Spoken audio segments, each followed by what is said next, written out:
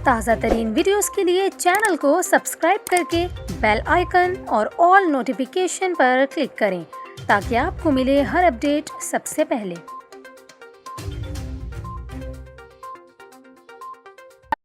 और अभी आपको खबर दें, कराची के मुख्तलिफ इलाकों में मोबाइल फ़ोन सर्विस सुबह सवेरे से बंद है। सारिफीन के मुताबिक गुलिस्तान जौहर, डिफेंस और नाजिमाबाद में मोबाइल नेटवर्क्स बंद हैं। इसके अलावा मलीर, सदर और टावर समेत कई इलाकों में भी सारिफीन नेटवर्क्स बंद होने की शिकायत कर रहे हैं।